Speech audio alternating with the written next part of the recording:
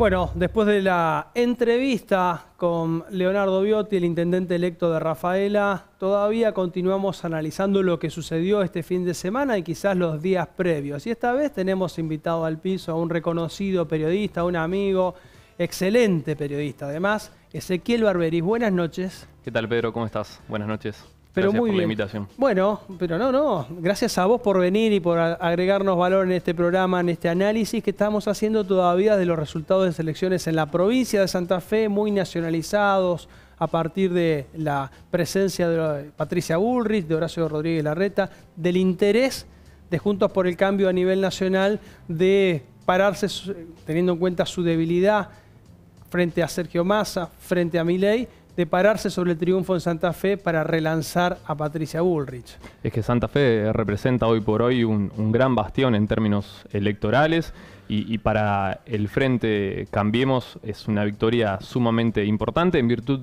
lógicamente, de lo que decís. Digo, reperfila un poco la imagen del Frente de cara a lo que van a ser las generales en el orden nacional. Bien, y bueno, a nivel provincial la primera pregunta, después ya nos enfocamos en el nivel local.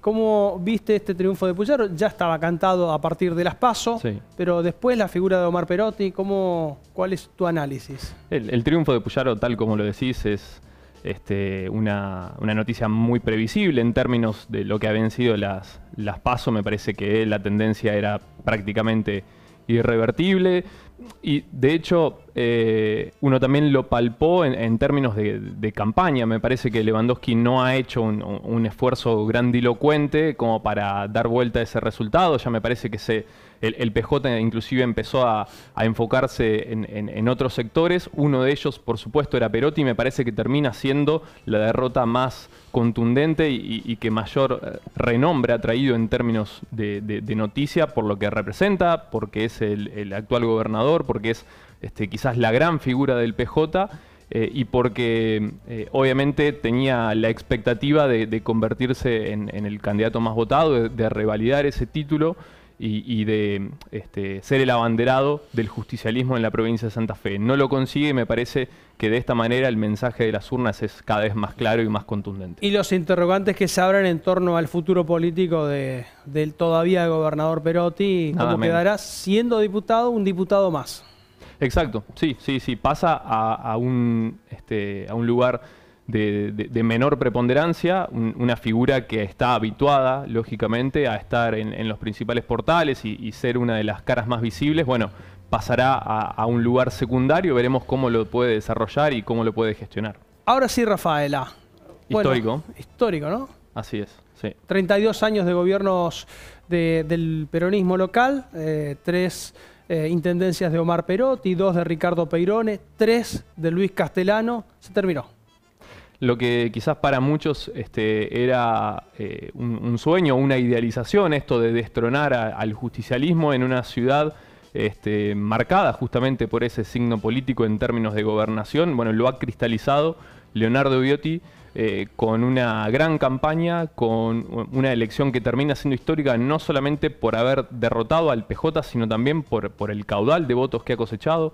1 de cada 2 rafaelinos lo ha elegido y eso es un número sumamente importante que le brindará a Viotti, me parece, un espaldarazo importante para esta primera experiencia en términos de gestión y nada menos el gran desafío de gobernar una ciudad después de 32 años del PJ. Bueno, y vos lo ves a Viotti, todavía no anunció equipos, al único que confirmó fue a Germán Botero como que va a cumplir un rol preponderante en ese futuro gabinete. No le puso ninguna secretaría a cargo todavía, ya había dicho que no va a haber jefatura de gabinete municipal, así que algunas pistas dio y después nada más. Y ahora la pelota está en su cancha, es decir, la ciudadanía le dio un gran espaldarazo, como decíamos. Pensá lo siguiente, en las elecciones de 2019 Castellano cosechó prácticamente la misma cantidad de votos que en esta oportunidad. Lo que sucedió es que la oposición se dividió entre la figura de Fernando Muriel en su momento y la de Viotti. Ahora la ciudadanía interpretó que para definitivamente destronar a Castellano era necesario unificar los votos opositores y lo ha hecho a través de la figura de Leo Viotti. La pelota, insisto, está en su cancha, tendrá que comenzar a generar alianzas, a buscar herramientas para asegurar su gobernabilidad y, por supuesto, consensuar con un equipo de trabajo que le permita desarrollar una primera gestión acorde a las expectativas que ha creado. Así es, ahí compartimos imágenes de lo que fue la caravana de anoche, festejos desde el Comité Radical de Calle Bolívar hasta la plaza, fueron hasta el monumento a San Martín, pasaron frente a la municipalidad, nada más y nada menos.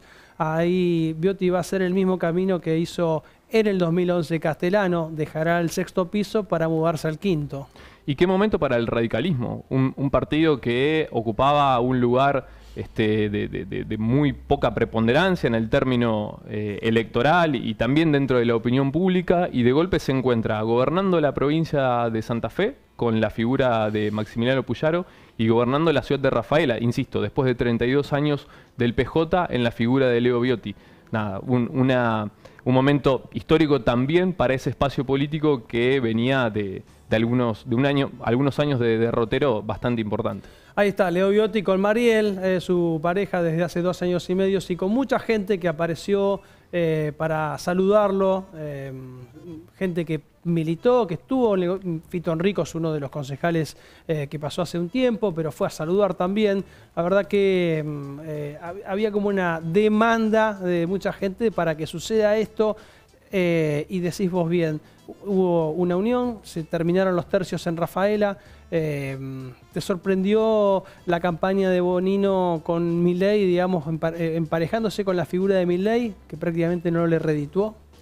Sí, me pareció cuanto menos forzado, en términos discursivos principalmente, el mensaje que intentó bajar, emulando un poco los dichos y las terminologías de la casta. Claro, exacto, de la principal figura libertaria a nivel nacional. Y está claro que Rafaela vuelve a votar candidatos y no partidos o no espacios o no proyectos, en definitiva, porque si contabilizamos que Milei fue el candidato en términos presidenciales más votado en la ciudad, pero Bonino apenas cosechó un puñado de sufragios, bueno, nos marca que hay una lectura política muy importante, muy a contrapelo por parte de la ciudadanía, y me parece que Rafaela no tiene que perder esa esencia también. Bueno, vamos a la sede del Partido Justicialista, ahí en Boulevard Lehmann, casi Alem. Hubo caras largas, hubo un candidato que prácticamente repitió el desempeño electoral del 2019, pero esta vez no alcanzó, como Luis Castellano. Sí, hay que recordar que en 2019 también había sucedido esto de que el espacio de Cambiemos había cosechado aproximadamente unos 79-80 votos más que el PJ. Después en las generales Castellano logró revertir esa tendencia y se convirtió en el intendente nuevamente por 3er mandato consecutivo, con aproximadamente un 54% de los sufragios. No le alcanzó en esta oportunidad, más allá de haber levantado después de las PASO una cantidad muy importante de votos, pero la tendencia, insisto, sonaba casi irreversible, sobre todo cuando empezaron a llegar los primeros resultados de las generales. Y las caras largas reflejan lo que representa para el PJ perder la ciudad de Rafaela, una ciudad con mucha tradición en términos de gobernabilidad por parte del justicialismo, y que tendrá que empezar a encontrar su lugar desde la oposición, lo cual no parece un sitio que le resulte muy cómodo al peronismo. Un gesto muy importante hace un ratito que decía Viotti, reconoce a Castellano como un gran dirigente, como que le fue votado 3 veces por los rafaelinos para que sea intendente y quiere que se vaya por la puerta grande. Así que de alguna manera marca el tono que va a tener la transición que va a iniciar en los próximos días. Tal cual. De hecho, me parece que de aquí también se desprende otro punto para analizar, porque en definitiva, en la cotidianeidad de la calle de Rafaela, uno no encuentra una crítica masificada hacia la gestión de Castellano, sino que hay hasta, te diría, cierto conformismo de parte del rafaelino de la manera en que ha gestionado el actual intendente durante los últimos 12 años. Sin embargo, no se tradujo en votos. Bueno, allí también el peronismo tendrá que encontrar un análisis y un punto para comenzar su autocrítica y empezar a ver dónde han fallado las estrategias, principalmente de campaña y electorales, como para haber alcanzado este traspié en las elecciones. Bien, ¿te llamó la atención la actitud de Juan Sen, actual concejal, que ayer cuando fue a votar a las 9 de la mañana lanzó su precandidatura a intendente de Rafaela en el 2027? Cuanto menos diría a destiempo esta precandidatura o el lanzamiento de esta especie de precandidatura.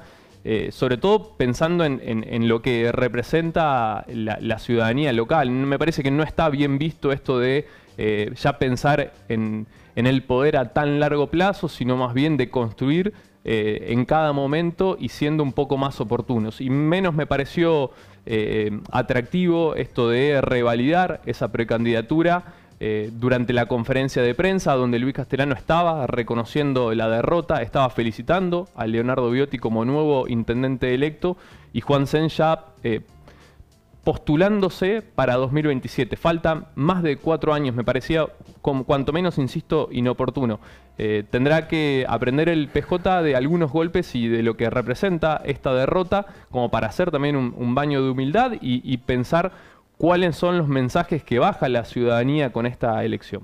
Claro, algunos entendieron que Juan Sen, ahí estamos viendo, ya estaba jubilando a Castellano prácticamente y diciendo, bueno, yo tomo la posta en el 2027, pero también lo hacía a partir de su derrota en su propia categoría, digamos, porque él no ganó tampoco la categoría de concejales. La victoria le correspondió a Lisandro Márcico. Sí, exacto. Si bien obviamente había sido el candidato dentro del justicialismo más votado en las internas y había logrado conquistar esa posibilidad de ser el primer candidato, luego no logró derrotar a Lisandro Márcico. Entonces, digamos, los laureles quizás no estaban del todo bien ubicados como para permitirle posicionarse y pararse sobre sí mismo de cara a una potencial precandidatura hacia 2027. Insisto, creo que la lectura de la ciudadanía es que es momento de construir y no tanto de pensar en revanchismos. Gracias, Ezequiel, por estar aquí en la última pregunta. Un gustazo, como siempre. Que la pasen muy bien. Bueno, bárbaro. Ezequiel Barberis ha estado con nosotros, un periodista que estimamos muchísimo, un talento para la pluma local, en los diarios locales se lo puede observar, escribiendo. Nosotros terminamos aquí el recorrido, presentamos la entrevista con Leo Viotti, esta charla con Ezequiel. Ahora es el turno de despedirnos y dejar todo en manos de Silvana Luques con los auspicios de la última pregunta. Hasta el lunes que viene. Auspiciaron la 7ª temporada de La Última Pregunta. RIMAX, Confianza. Municipalidad de Rafaela. Ferretería La Cañada, donde podés encontrar todo en un mismo lugar. Agua Santafesina Sociedad Anónima. Mutual del Paraná. Pardo, acá podés. Acerma, Voluntad de Acero. Flaming, acompañando los buenos momentos. Senador Alcides Calvo.